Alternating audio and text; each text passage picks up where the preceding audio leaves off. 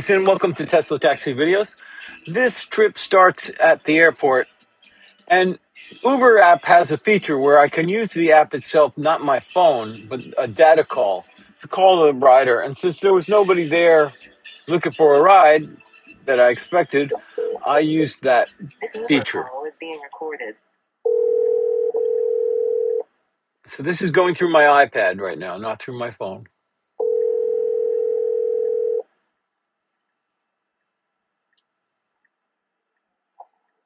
Hello? Oh, I think I see you. You're just walking across the street right now? Yes. Yeah, I got you. All right, so now I've seen him. His name is Abdul. This is going to be a bit of a ride. We're going all the way into Hampton, or actually closer to Newport News from the airport. I found Abdul to be really interesting. He's from Yemen originally, so I had to talk to him about some of the politics that are going on in the area and get his perspective on what it feels like to be Yemenis I'm not going to with the try your current name. Would you mind situation spelling in it? the Middle East. Abdurrahman. Abdurrahman. ABD. I can see it. Yeah. Abdul Rahman. Yes. Did I say it? Yeah, you can call me Abdul though if you want. Abdul is easier for me? Yeah, Abdul. Okay, Abdul. Thank you. Yeah, no problem. And then I'm going to press the buttons and find out that you want to go to 4205 West Mercury? Yes. Okay, excellent. We can do that. Thank you. I noticed that you have a 516 phone number? 516. Yeah. That's from New York. The guy that booked my flights from New York. I'm from Michigan. I got you. I'm in my Uber.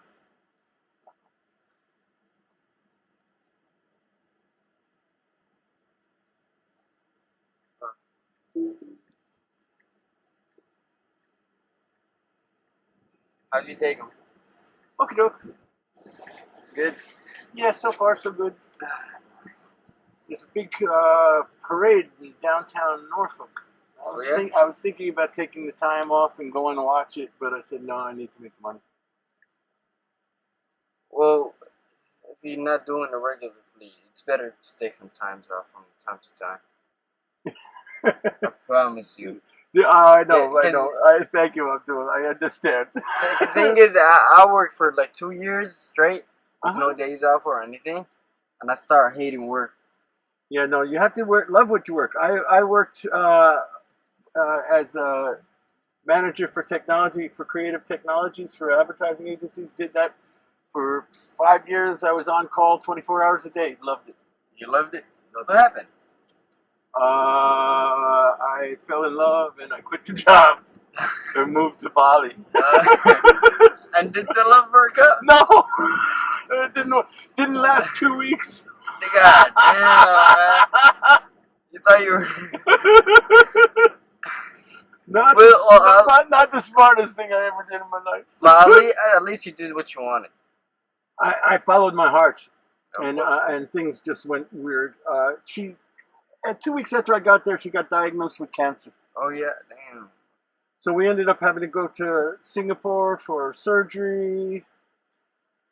That surgery went bad. She ended up staying in the hospital trying to get. And after all that, it was. She had a radical hysterectomy. They took out all her sex parts, and it just did. She didn't have the same feelings. Okay. And I just became more of a remembrance of going through all that stuff than anything that was the good stuff that we had before. I stayed in Bali for that winter, and then she came back to New York, and I went back to the second winter, and we just couldn't make it work. I mean, at least you did what you wanted, like I said. I tried. You tried. Still miss that one. That was over 20 years ago. Okay. You seem like you over it. Nah. I still think about her too much. I couldn't say I love her. I still love her. Yeah, it's love. It's something you can't control. Yeah, love is what it is. I still love my ex-wife, even though she's Your ex-wife. what? You still love her ex-wife, even though she's your ex-wife. Yeah. She's just our vision of life just changed too much. Yeah, I was in the same. I didn't look at it in the same way. Not anymore. We still don't.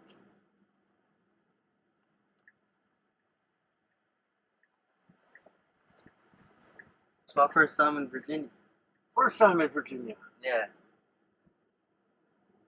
It's an interesting place. First off, the parade in downtown is the NATO parade. You know what NATO is? And NATO, as in North America Treaty Organization. Oh yeah. The military thing. Oh yeah. This area is Norfolk is the North American headquarters for NATO. This area, really close here, Norfolk and surrounding area, Virginia Beach, Hampton, is the heart of the military-industrial complex in the United States. Nice. All major bases are around here. Oh, nice. They're nice, I guess, if you want to die.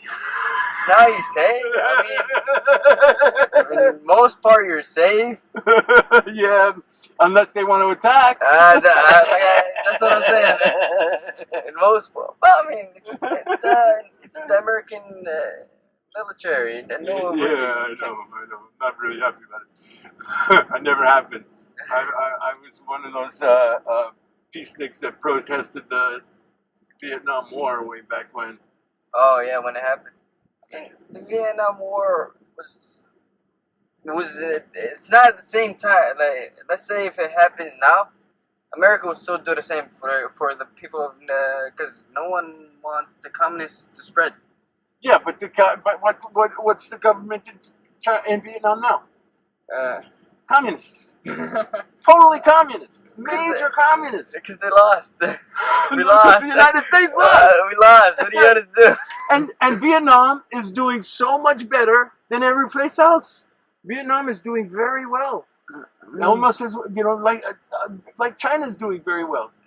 Well, China is suppressing their people. That's what they tell us. No. I mean, have you been to China? I've been to China, yeah. Yeah. But yeah, I went to the Orga. This place is like it's different from China. They're not the same. They're not like the same people. Okay, it's like let's say a different race. Okay. Where those people get pressed every single day for being different, and they get killed. They get the Muslims. Yeah, Muslims. Yeah.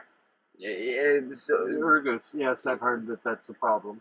They get What do you think would happen? Well, yeah. In the United States, if there was such a strong Muslim community, you think it would be who? America? In America? What do you mean, like? If you had if you had a tribe of Muslims that tried to live indigenously in America? The thing is, it can't work out. It's not right. America is what makes America great is the different people. Of how many different people there is. It's not because people are all the same or something. No, it's what makes everybody different. Is what make America great. Yeah, but we're not that different. None of us live an indigenous life. And the tribes, the American tribes, the North American tribes that lived in this country before it was settled and colonized, cannot live their lives. They were murdered. Back in my country, they were murdered. They were totally eliminated. Okay, back in my country, which is Yemen. I appreciate what's happening in Yemen. What's good? Okay, we got our own tribe and villages. Okay. Yes. And then when the governor of Yemen right now tried to rule us, and we didn't match up or what we wanted, we didn't let them basically. So we fought with them. We won. We got what we wanted, and then they ruled. We let them. Okay, it was a good because we're not trying to rule the country. We're just trying to live our life the way we want it, and where we don't hurt anybody. Right, they're the same as the Native Americans here. They weren't doing anything to hurt anybody. That didn't hurt anybody. Keep on going. I'm sorry. But like I said, so and then there's another group that came. Okay, that group was fighting us too, which is the Houthis, if you know them. I've heard of them. Yeah, the Houthi. We fought with them for 5 years straight. And imagine the governor of the government of Yemen was trying to make our village a war place, like where the war is gonna be happening. Imagine that. Just because they didn't want the Houthis to go to their territories. We're like, no, that's not happening. So we start pushing both. We got them out both. Now it's just different. No one. It's like its own country in Yemen. And what's your people called? Al-Halimi or Al-Audi. We Arab. Al-Adi? Yeah. Arab people got different tribes in Sure. Yeah, but like, and then our tribe called Al-Audi. Al-Adi. Yeah.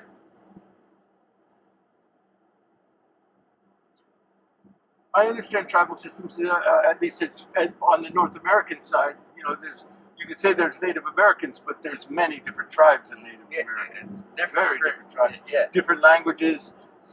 Some similar customs, but a lot of very different customs. No, we all got the same customs in my country. We all got the same customs. We all got the same language, the same dialect almost. Oh. Yeah. Well, that's in your country, though. Yeah. Yeah, but there's different Arabs that have different tribes, different. Oh, of course. And Yes. the thing is, because with us, we didn't really we didn't let anybody other than Arab rule us. So you see, if you go to You weren't conquered by the British. the British ruled Aden only. Aden is where the place is. Okay, and the tribes were fighting.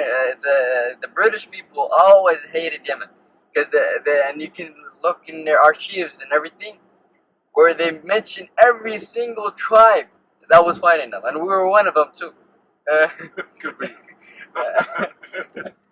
They mention every single tribe and their own archives, their own thing were, and they only ruled Aden, which is Aden, the Strait of Bab al Mandab in the Middle East. Yes. So they got Strait of Hormuz and the Strait of and the Bab Bab al Mandab, which is at the bottom of the Red Sea. Yes. So the British only controlled that. Yeah, yes. They couldn't really go any further. Yes, because they wanted that for the choke point. They wanted to rule the whole Yemen because they knew that they had to have the choke point, so that's where they focused. That's where they all, and the people of Aden are weak. They're not weak, but like they're not as they don't got the same tradition as us. They're city people, I guess you can say. That's the difference. Yeah, they're not tied to the land. And they're not tied to the land. Yeah, we're tied to the land, so we fought with everything we had. Yeah. Having a connection to the land is important.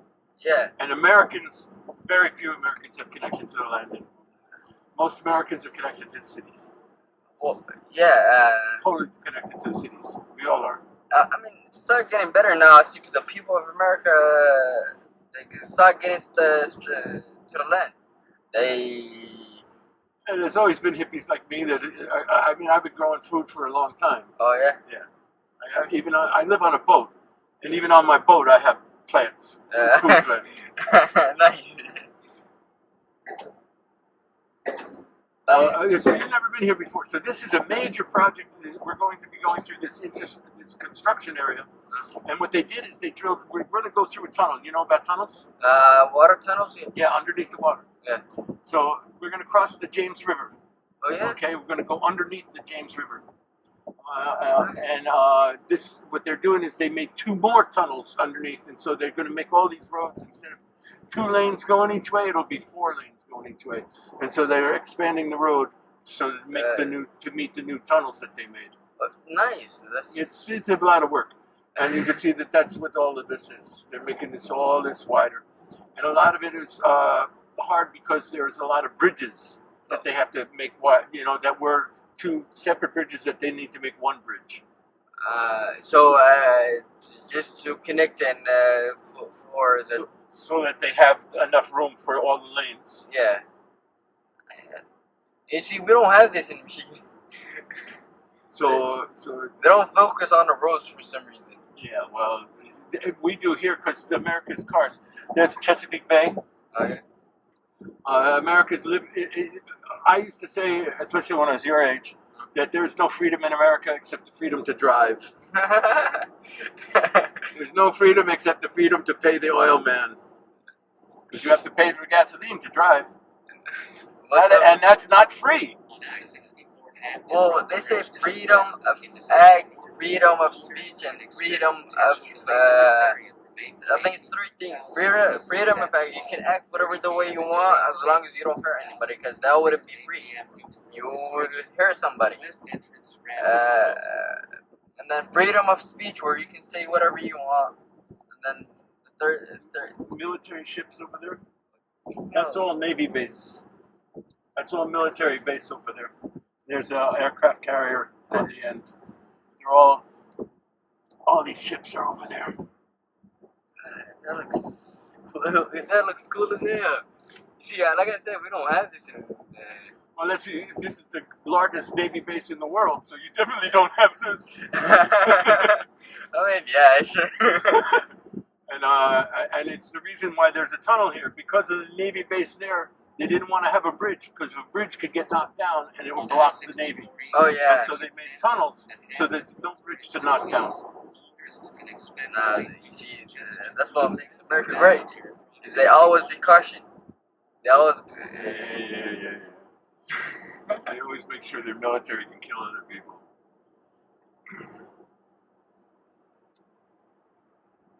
I mean, you see, I obviously have a slant on it, don't I? Yeah, you see, the thing is, we got bombed by America. Yeah.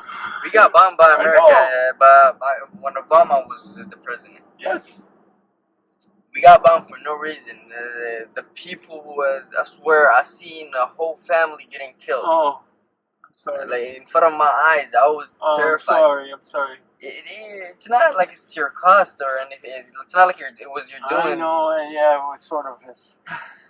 But like I said, it was when the Houthi was. We were fighting the Houthi, and America was bombing us at the same time.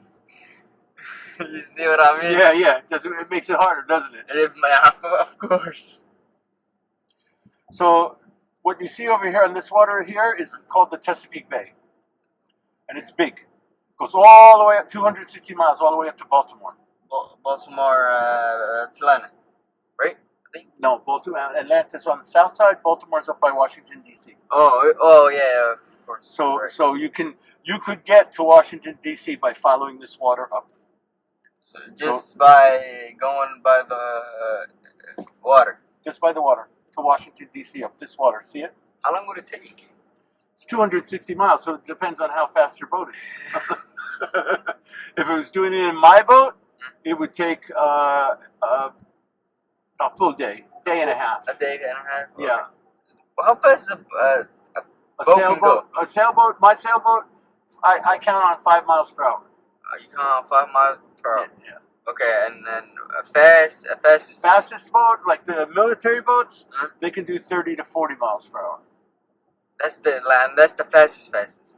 No, the fastest boats are these what they call hydrofoils. Speedy? Catamarans. They're sailboats, but they lift themselves out of the water. They don't actually sail in the water. They just have little wings in the water. Yeah. And they can go. Those boats can go 60 to 80 miles per hour. I understand. I mean, here, let's ask. Hey Rex, I'm having a conversation with my rider Abdul, and we were wondering what's the fastest sailboat can sail. And I was thinking about those catamarans, those hydrofoils.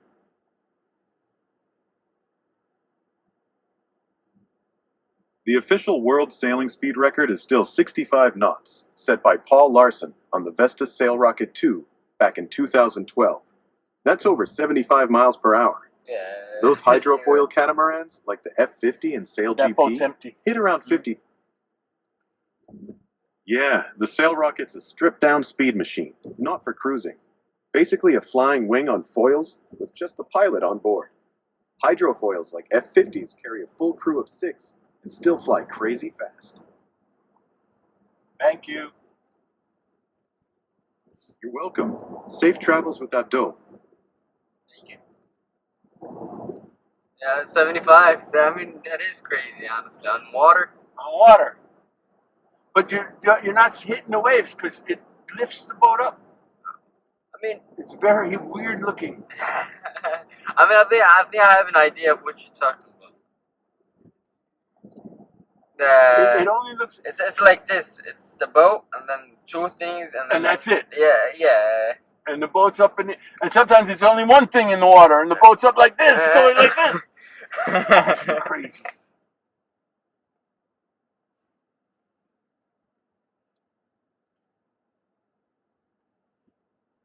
So we're under the water now. We're not. See? I think I've been in a tunnel underwater before. It was in New York when I was in Oh New York. yeah. New York's got Lincoln Tunnel, Holland Tunnel, Yeah. and Brooklyn Queens Tunnel. Now history for where we are. This is a fort. It's called Fort Monroe, built after the War of 1812 to keep the British out. It matches with this fort over here. You're supposed to see where the gun turrets are. Those were built in 1812. After 1812. It became really important in the Civil War. You know about the Civil War? That happened. North and South Yeah. fighting over slavery. This was the Union's southernmost outpost, and they used it because they could feed the Union Army through the Navy, through the Union Navy, because the South didn't have a good Navy. And then this became where they launched the final campaign that kicked the South out. Killed the South. It was also a place where blacks learned that if they could make it there before the end of the Civil War, they would still be emancipated. And so they could actually, so it got the name Freedom Sport. And you know something? I never understood how did the slavery end, honestly. Technically, the slavery ended when Abraham Lincoln signed the Emancipation Proclamation. Okay. The Emancipation Proclamation said that all people are free. All people are free. And what was the races that was getting enslaved? The race that was enslaved? Yeah. The black people. Just the black? Almost exclusively the black people.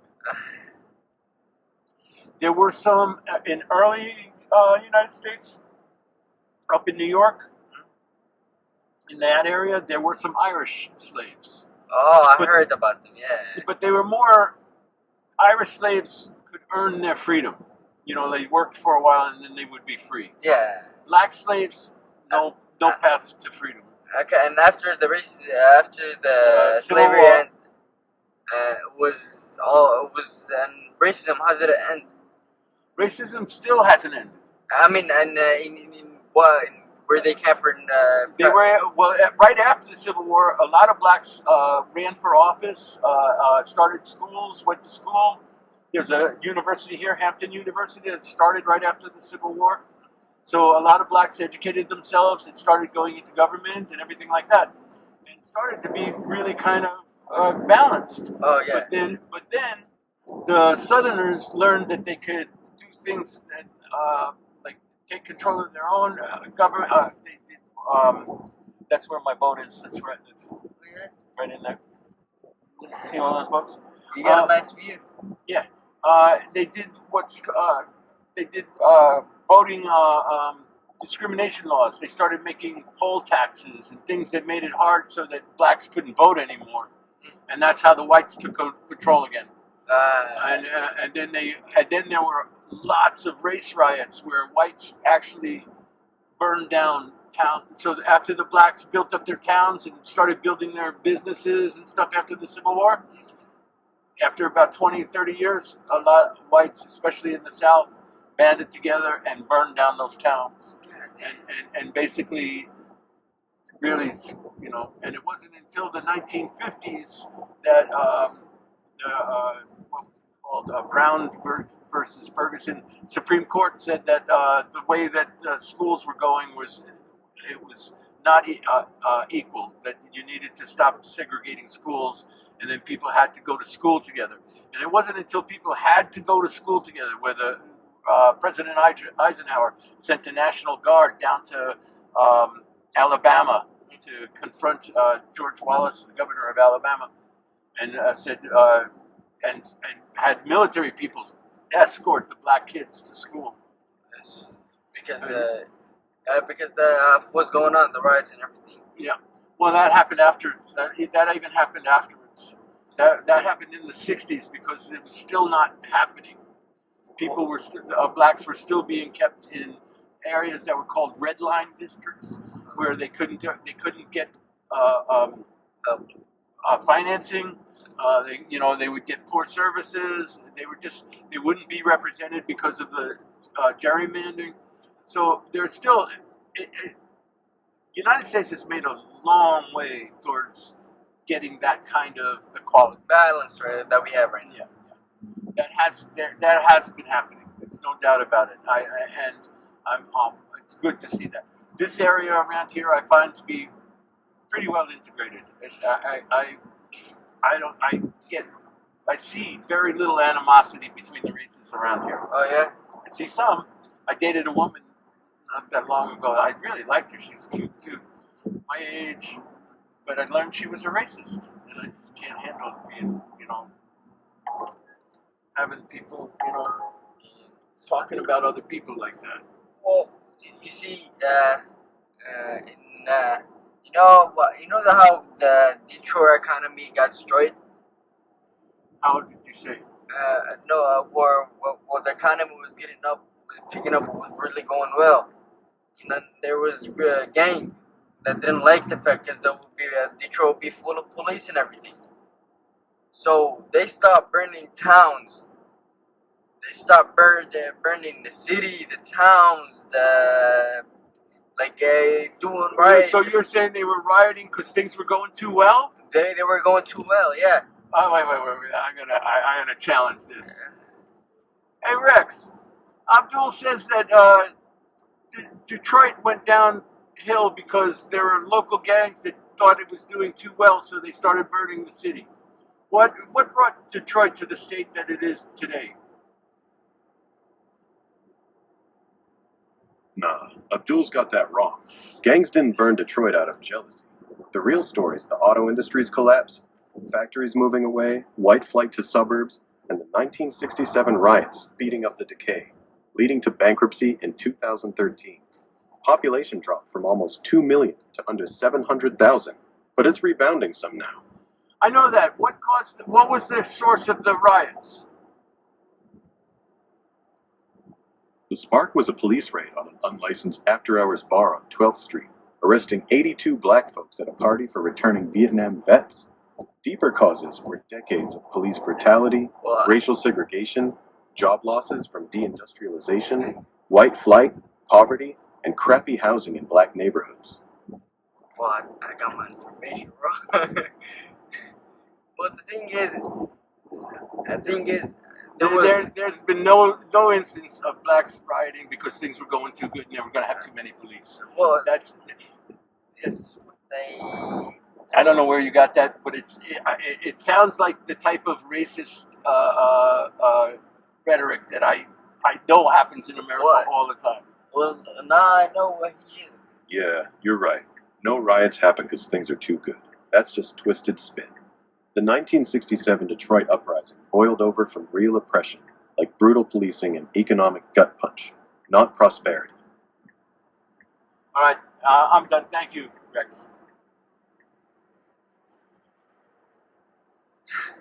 I didn't know, but I know what he is now. Didn't know he was that racist. It's hard. There's a lot of folks that come up with stuff like that. It's, blacks don't want to be better or whatever.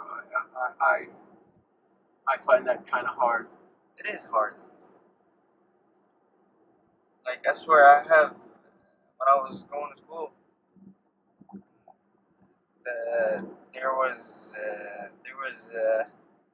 there was a student. Okay, there was a student. Okay, so you see, my country, my school was full of Middle Eastern. It was full of Middle Eastern. And there was a little bit of white and black kids. Okay, and then they were treated differently. I was like, they were getting treated differently. The white and the black kids. The white and the black. So I was like, okay, so racism is not because of race. It's because whoever got power, whoever got control, whoever. And they use racism as a tool. As a tool. That is a very good perspective. I agree with you totally. And racism, and I do recognize through psychology that there is a tendency of humans, maybe all species, to want to be with their own kind. Exactly. You know, it's just the way it is. It's a feeling. You know, we want to go along to get along. We like to be with what looks familiar, and when we're with things that are very different, it sometimes makes us uncomfortable. Do you know the Umayyad Empire? You know the Muslims empires, the three of them, the Abyssinians, the Umayyad, the Ottomans. I knew about the Abyssinians, the Ottomans, but the last one you said? The first one, the Umayyad. Yeah, I think I Umayyad.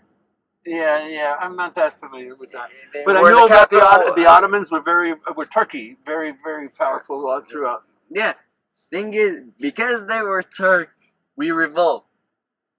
We revolt against them. Just because they were Turkey. They were, and they had different cultures. Okay. Yeah. Because the thing is, we're too strict with our religion. Okay. We're like too fundamental. Before I leave you, because we're gonna leave, what do you think about what's happening in Iran? Iran, bro. Honestly, the people is getting pressed because the thing is, my country is getting damaged because of Iran too.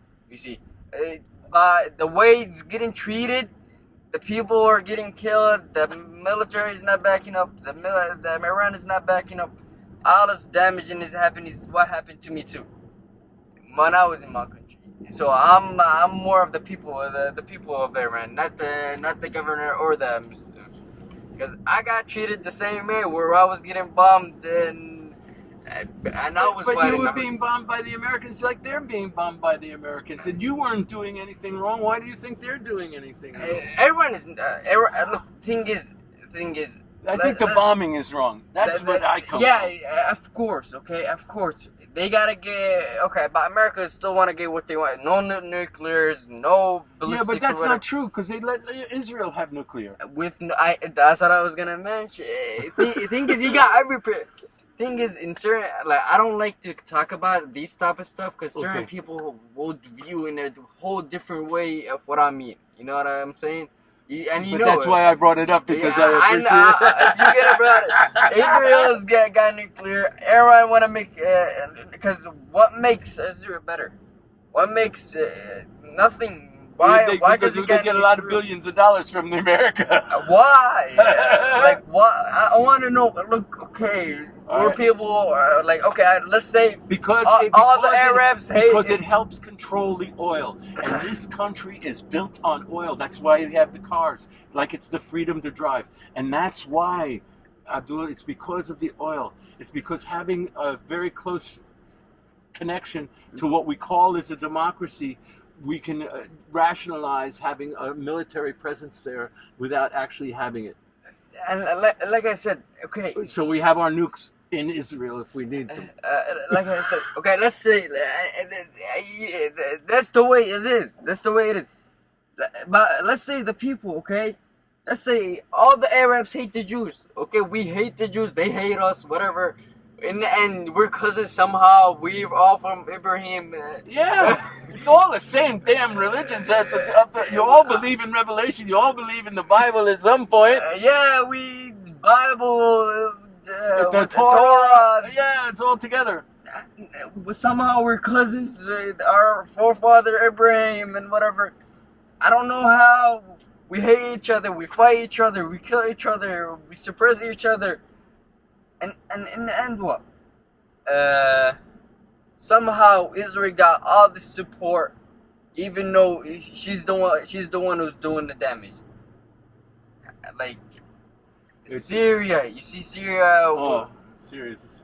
And what's happened in Iraq? I feel guilty about Iraq. Iraq, more than 1 million people were killed. Yes, and Iraq it was so much culture there and so much history, and same as Iran. You know, some of my tribe is there. Is in Iraq too? Is in Iraq too. We're still get connected. They come back. They come visit us. We go visit them. Whatever. But like, but they moved like 1,000 years ago, so it don't matter. It's not like we got the same. I know. See, that part of the world has such long history. This part of the world, we don't keep track of the history of this part of the world before America. And I was gonna say, because you guys don't know the Indonesian history. Yeah, because we don't. Most of us don't. I do because you care about it. You care. You seem like you care. Do you got kids? Oh yeah, I got grandkids. Oh yeah, nice. Yeah.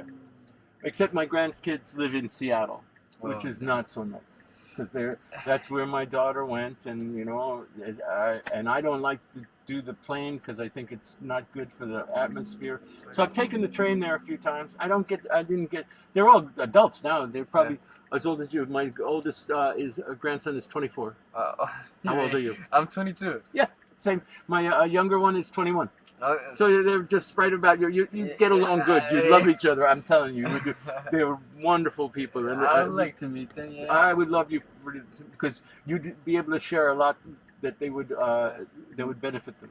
Yeah, but yeah, like I said, it's weird somehow. Always, and you know, always the history repeat itself. Riots, killing, racism, genocides, reset. And we got to find a way out of that. We got to find a way out of that. I'm not sure how it is. You know what makes communists bad? It's because it needs a perfect world. You need a perfect world for it to work out. No, I just see communism. We going back in circles. Communism does work. And where do we see communism working the best? Vietnam. And why does communism work in Vietnam? Because they kicked our ass, and capitalism can't go and mess with them anymore. That's why. So communism works, and it works well. Vietnam is doing very well right now. The only reason communism doesn't work is because America and capitalism does everything it can to break it. We're going in here, yes? Yeah, So we're going to end the conversation here. I'm about to take him into where he's going. He's going into a storefront here. He's going to work. He works with his family. They're building stores in the Hampton Roads area. So I hope you enjoyed that conversation. It's quite a bit extended. That was a ride all the way from the Norfolk Airport to Hampton. Subscribe and like. It'd be greatly appreciated.